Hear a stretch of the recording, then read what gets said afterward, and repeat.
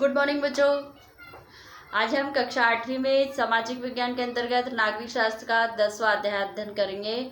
इसमें आपका जो शीर्षक है सूचना का अधिकार। सूचना का अधिकार का मतलब क्या होता है, ये मैंने पहले वाले क्लास में बताया था। उस समय मेरी तबीयत ठीक नहीं थी करके मैंने वो वीडियो इतना अच्छा नहीं बन पाया था, इसलिए मैं फिर से इसको बना रही हूँ। तो आप लोग इसको अच्छे से ध्यान से देखोगे तो आपको समझ में आ जाएगा। सूचना का अधिकार, जब किसी व्यक्ति के अधिकारों का हनन होता है तो वो अपने अधिकारों के लिए की रक्षा के लिए वह सूचना के अधिकार ऑफिस में आवेदन देता है, तो उसे 30 दिन के अंदर में मुआवजा या फिर उसका अधिकार प्राप्त हो जाता है। उसे हम सूचना का अधिकार कहते हैं। और ये सन 2005 में सरकार के माध्यम से, केंद्र सरकार के माध्यम से लागू किया गया था, जिसमें देखेंगे मालिक मजदूर के बीच में, और देखेंगे दुकानदार और ग्राहक के बीच में, जमीन जायदाद के मामले होते हैं उसके बीच में, जो भी इसमें अधिकारों का हनन होता है तो सूचना के अधिकार के अंतर्गत हम अपने अधिकारों की रक्षा कर सकते हैं। तो आपकी पुस्तक में ये जो अध्याय दिया हुआ है वो सूचना के अधिकार में एक छोटी सी कहानी के रूप में दिया हुआ है, जिसमें चंदा है जो बुधिया एक मजदूर है जो एक छोटे से ककरिया गांव में रहती है। और वहाँ पर सामूहिक रूप से जैसे यहाँ पर जैसे नहर खुदाई होता है, बिल्डिंग भवन निर्माण होता है, तो उसमें मजदूरी का काम करने के लिए जाते हैं। इसमें देखेंगे पुस्तक में आपका जो कहानी दिया हुआ है उस कहानी के स्वरूप में एक तो देखा जाएगा तो यह है किकिरदा, जो कि एक ग्राम पंचायत है। पंचायत में ने तालाब, किकिरदा गांव में ग्राम पंचायत ने तालाब बनवाने के लिए या तालाब निर्माण के लिए आवेदन उसमें बनवाना चाहा था, जिसमें खुदाई के लिए यहाँ पर सरपंच ने गांव के जो औरत और आदमियों को मजदूरी में लगाया, और उसने महिलाओं को 40 रुपये और पुरुषों को 50 रुपये मजदूरी देने के लिए तय किया था। इसमें देखेंगे संपूर्ण महिलाओं को 40 रुपये और जो पुरुष थे उन लोगों को 50 रुपये मजदूरी देने के लिए कहा इसमें। और काम मिलने की खुशी में ये लोग सारे लोग क्या हुए, काम तो मिल गया और उनको रोजी रोटी मिल गई, इसलिए वो काम का मोल भाव नहीं कर रहे हैं और उस काम को खुशी खुशी करने के लिए तैयार हो गए थे। इसी बीच में यहाँ पर बुधिया की भतीजी जो चंदा थी, चंदा वह अपनी गर्मी की छुट्टियों में बुधिया बुआ के यहाँ आई थी और उसने बताया इसमें छुट्टी मनाने के लिए कि किरदा आई। यहाँ पर चंदा की जो आदत, हर किसी चीज़ में वह किसी भी चीज़ से पूछताछ करते रहती थी, जानने समझने और जिज्ञासु, जिसको बोलते हैं हम लोग जिज्ञासु, किसी भी चीज़ के बारे में जानने की इच्छुक होती थी। इसलिए कोई भी चीज़ के लिए वो देखती तो उसमें सवाल कर बैठती थी और उसमें पूछती थी।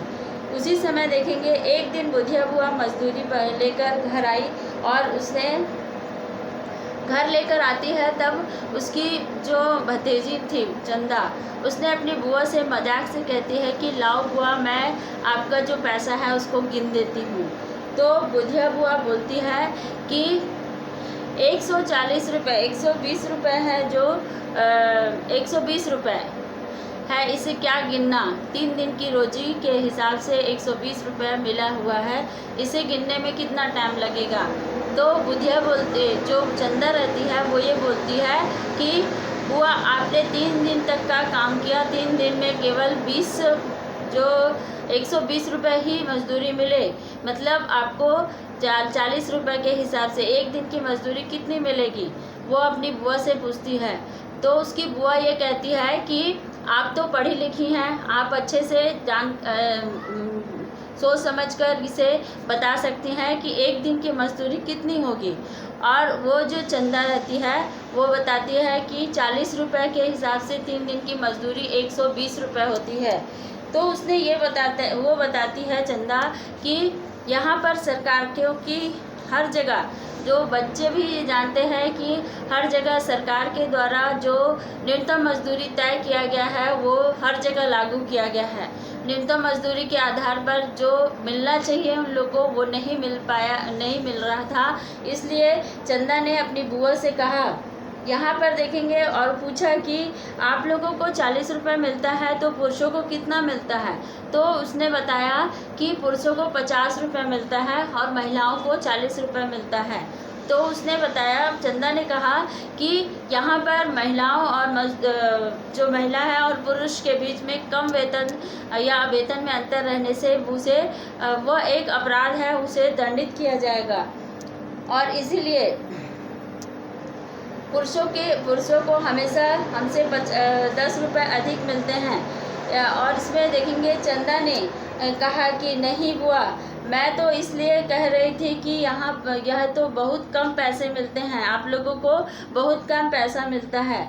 और ये जो क्या आपको यहाँ पर गांव वालों को यह भी नहीं मालूम है कि सरकार की इस तरह की जो काम करवाते हैं तो रोज़गार गारंटी के हिसाब से उनकी जो मजदूरी है वो अलग से तय की गई है। रोज़गार गारंटी योजना के अंतर्गत यहाँ पर न्यूनतम मजदूरी कम से कम मजदूरी तय की गई है और इसमें इसको कम देना महिलाओं को या पुरुषों को अधिक देना, कम पैसा देना जो सरकार की तरफ से रोज़गार गारंटी योजना तय की गई है। इसमें सरकार ने महिलाओं और पुरुषों के लिए न्यूनतम मजदूरी तय की है और उसमें उन्होंने बताया कि यहाँ पर महिलाओं और पुरुषों को काम करने के बदले में समान रूप से जो पैसे दिए गए हैं वो समान है और यहाँ पर जो आप लोगों को पैसा मिल रहा है वो बहुत कम है। तो क्या आप लोगों को नहीं मालूम है इससे कम देना महिलाओं को, पुरुष कम पैसे देना तो कानूनी गैर कानूनी है। वे सब ये सब मैंने थोड़े दिन में यहाँ पर पहले अखबार में पढ़ा था। वो चंदा बताती है कि ये सब चीज़ मैंने थोड़े दिन पहले अखबार में पढ़ा था कि सरकार की जो रोज़गार गारंटी योजना के तहत यहाँ पर महिलाओं और पुरुष को समान रूप से ये पैसा दिया जाएगा और समान मजदूरी दी जाएगी। अगर इसमें किसी कोई कम देता है तो वह एक गैर कानूनी कहलाता है। दूसरे ही दिन अच्छा ये बताओ कि मज़दूरी लेते समय आप लोगों को मज़दूरी जो रजिस्टर होता है वो किस प्रकार का होता है और उसमें क्या लिखा हुआ होता है। वो चंदा अपनी बुआ से पूछती है कि जब आप लोग को मजदूरी जब देता है सरपंच या ठेकेदार तो उस रजिस्टर में क्या लिखा हुआ होता है और आप लोग उसमें दस्तखत करते हैं या सिग्नेचर करते हैं। तो चंदा बुआ बताती है कि कभी कभी उसमें पैसे लिखे हुए रहते हैं और हम लोग तो अनपढ़ हैं, पढ़े लिखे नहीं हैं और कभी कभी कोरे कागज़ पर ही वो दस्तखत करवा लेता है। तो उसने बताया कि दस्तखत किया करता है। सरपंच के हिसाब से मजदूरी यहाँ भुगतान पंजीयन में ज़रूर कुछ गड़बड़ी है और इसीलिए जब ये सारी बात बुधिया चंदा को बताती है तो चंदा बोलती है कि आपके जो मजदूरी देने वाले खाता में कहीं ना कहीं बहुत सारी गड़बड़ी है जिसमें सरपंच आप लोगों का पैसा खा रहा है। इसके लिए आप लोगों को आवाज़ उठानी चाहिए। दूसरे दिन अगले ही दिन बुधिया जब मजदूरी करने के लिए गई तो वह अपने साथियों के साथ ये बातों को क्या किया, उन्होंने एक दूसरे को बताया। यहाँ हबीब बोला, इसका मतलब है कि सरपंच महिलाओं को मजदूरी तो कम दे ही रहा है और हमको भी मजदूरी का पूरे पैसे नहीं दे रहा है। इतना धोखा, अब हम ज़रूरी कुछ करेंगे। तो भिगुल कहता है कि हम क्या कर सकेंगे भैया, और हमारा साथ कौन देगा, क्योंकि ये लोग बहुत ज़्यादा गरीब होते हैं और इन लोग सोचते हैं कि इन लोगों का साथ कोई भी नहीं देगा, इसलिए उन लोग आपस में बात करते रहते हैं कि हम लोगों का साथ कौन देगा, हम लोगों का साथ देने वाला कोई भी नहीं है। तो दूसरा व्यक्ति बोलता है, अरे कानून हमारा साथ देगा, हाँ हमको इसके लिए किसी से बात करनी पड़ेगी। मगर अभी तुम चुपचाप रहो क्योंकि सरपंच आ रहा है। यहाँ पर सरपंच आते हुए देखते हैं तो उन लोग आपस में बात करते रहते हैं, तो वो लोग एक दूसरे को मना कर देते हैं। इसके बाद यहाँ पर देखेंगे सब लोग अपने अपने घर यहाँ पर काम में लग गए, और अब जब भी उनको मौका मिलता तो आपस में ये लोग ये समस्या के बारे में बात करते थे। और मजदूरी यहाँ पर होती, मजदूरी अपनी यहाँ पर मजदूर अपनी मजदूरी के पैसों की बात करने लग जाते थे। सबने यहाँ पर मिलकर हबीब को पता लगाने के लिए कहते हैं, क्योंकि हबीब उन लोगों में से सबसे बड़ा रहता है, तो वो और थोड़ा सा जानकार रहता है, इसलिए सारे मजदूर मिलकर हबीब को इस बात के बारे में जानकारी प्राप्त करने के लिए कहते हैं। 2-3 दिन के बाद यहाँ हबीब ने कहा, मैंने सब पता कर लिया है और मेरा एक दोस्त है जो शहर में रहता है, और वो इन सारी बातों की जानकारी जब मैंने उससे कही तो उसने कहा कि सूचना के अधिकार ऑफिस में जाकर आप लोगों सब मिलकर आवेदन दो, ताकि आप लोगों को हर एक बात की जानकारी यहाँ पर से मिल जाएगी। और वो जो हबीब है वो सारे लोगों को एकजुट करवाता है, और सारे लोगों को जो उनका ग्राम पंचायत जो आवेदन ऑफिस होता है वहाँ पर जाकर सारे लोग क्या करते हैं, आवेदन लिखते हैं, और सारे लोग उसमें सिग्नेचर करते हैं, हस्ताक्षर करते हैं, और उस आवेदन को वहाँ पर जमा करते हैं। अब आपकी पुस्तक में देखेंगे सूचना का अधिकार 2005 जो कि उद्देश्य दिया हुआ है। कल मैंने बताया था इसमें ये क्या उद्देश्य है, जिसमें लोकतांत्रिक आदर्शों का उसको प्रमुख मानते हुए यह माना गया है कि यहाँ पर नागरिक जो सूचना या फिर जानकारी देता है इसमें चाहते हैं उसे वो जो सूचना का अधिकार ऑफिस है वो लोकतांत्रिक मतलब जनता के शासन के माध्यम से ये लागू किया गया है कि जो भी व्यक्ति अपने अधिकारों की रक्षा के लिए जो भी जानकारी प्राप्त करना चाहता है तो वो सूचना के अधिकार में आवेदन कर सकता है। दूसरा है इसमें पारदर्शिता तथा यहाँ पर जवाबदेही, नागरिक के प्रति यहाँ पर जन विश्वास एवं यहाँ पर जन भागीदारी को प्रोत्साहित किया जा सकता है। तीसरा इसमें है नागरिक से संबंधित यहाँ पर जो कि लोक हित के लिए जो कार्यों में अनावश्यक विलंब दूर हो सकेगा और वे गतिविधियों के प्रति जवाबदेह तथा होने का एहसास भी हो सकेगा। उन्हें 30 दिन के भीतर यहाँ पर जवाबदेही देना पड़ता है। जो आवेदन जमा होता है, जिस भी बात की जानकारी उन लोग मांगते हैं, तो इसमें उन लोगों को ये उनकी एक जिम्मेदारी होती है कि 30 दिन के भीतर उनको ये उनका जो भी वो जानकारी प्राप्त करना रहता है उसको देते हैं लोग। फिर है नागरिकों को भी यहाँ पर कानून के यहाँ पर दायरे में रहकर काम करना होता है।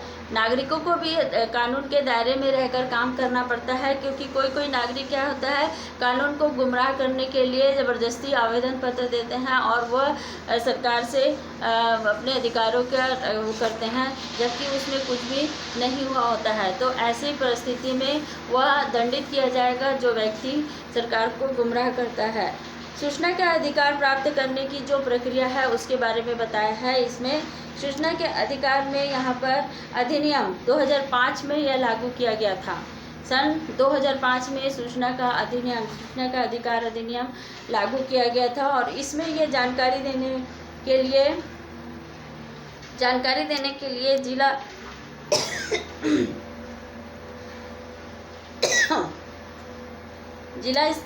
जो संस्था का यहाँ पर कार्यालय से जानकारी प्राप्त की जा सके, इसमें लिखित रूप से यह आवेदन देना होता है, जिसमें 10 रुपये का जो आवेदन दिया जाता है उसकी पावती उसके साथ वह 10 रुपये भी देता है, और 10 रुपये की जो रसीद है उसको भी प्राप्त करता है।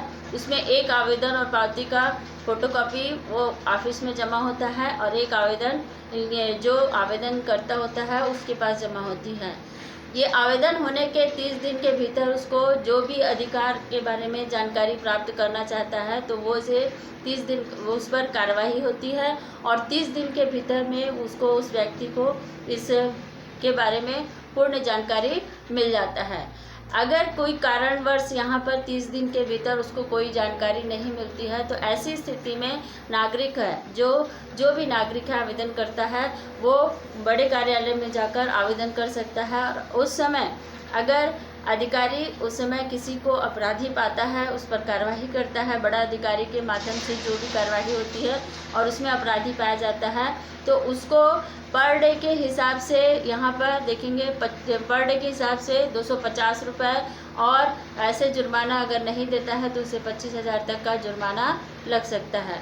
तो ये था आपका सूचना का अधिकार अधिनियम की जो गतिविधियां हैं उसके बारे में आपको बताया गया है कि अगर आपके अधिकारों का कोई हनन करता है तो आप लोग अपने अधिकारों की रक्षा किस प्रकार से कर सकते हैं सूचना के अधिकार में जाकर।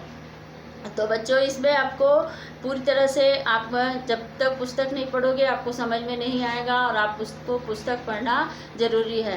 सभी बच्चों को असाइनमेंट मिला हुआ है, इसलिए अभी पीडीएफ नहीं भेज रहे हैं, और असाइनमेंट पूरा हो जाने के बाद आपको पीडीएफ भेजा जाएगा जिसमें इस पाठ का प्रश्न उत्तर भी रहेगा। आप अपनी कॉपी में अच्छे से पूरा लिखेंगे और जमा करेंगे। ये नागरिक शास्त्र का अंतिम अध्याय है जिसमें आपको पढ़ाया जा रहा है। ठीक है, थैंक यू।